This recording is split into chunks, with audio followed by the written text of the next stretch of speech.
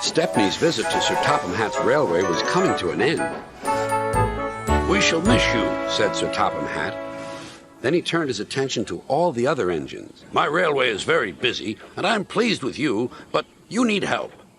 A diesel is all that's available. Please do your best to avoid any disturbances." "What does that mean?" whispered Duck. "That means this diesel is difficult," snapped James. And he was. The diesel surveyed the shed. "Not bad. I've seen worse. At least you're all clean." The engines glared. "It's not your fault, but Sir Topham Hatt should scrap you and get engines like me. A fill of oil, a touch on the starter, and I'm off. No bother, no waiting. They have to fuss round you for hours before you're ready." The engines were furious. Next morning, they held an indignation meeting round the turntable. "Disgraceful. disgusting, Despicable. To say such things to us," cried Donald and Douglas. "It's to teach them a lesson we'd be wanting. Now, how do we do it?" Their chance came sooner than expected. The diesel was purring comfortably. An inspector watched a fitter making final adjustments. The wind tugged at the inspector's hat. The diesel was ready. "Look at me, Duck and Stepney. Now I'll show you something." He rolled proudly toward his coaches. Then it happened.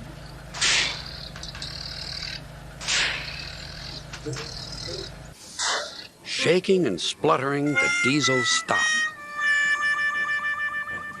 Meanwhile, the inspector was looking for his hat.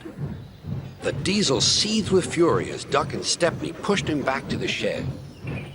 "My hat!" exclaimed the inspector. "You sucked it through your air intake." "Bother your hat. The heavy train's due out. You'll have to take it, Duck. Stepney, will you help, please?" "Thank you, sir," cried Stepney. "I'd like a good long run on my last day." The engines were soon ready. "Gordon will take over from halfway, so get the train to there. Good luck." "Don't worry," smiled Stepney. "We'll get there, and be early, too." The cavalcade moved carefully over the rails and out to the open line. "Now for a sprint," puffed Stepney. "I'm ready when you are," replied Duck. Soon they were whizzing through Edward Station. And next they charged at Gordon's Hill beyond.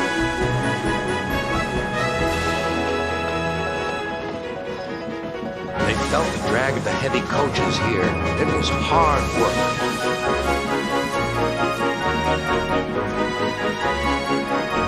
At last they were running smoothly along the line toward the big station.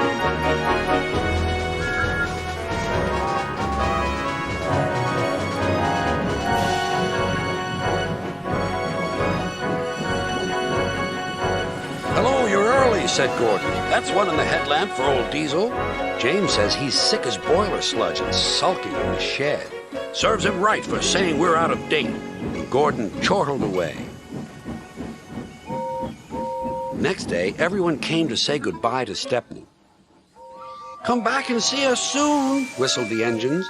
"And you are always welcome on my Bluebell Railway, too," replied Stepney. Then he puffed away. What about Diesel? He'd slipped out while no one was looking.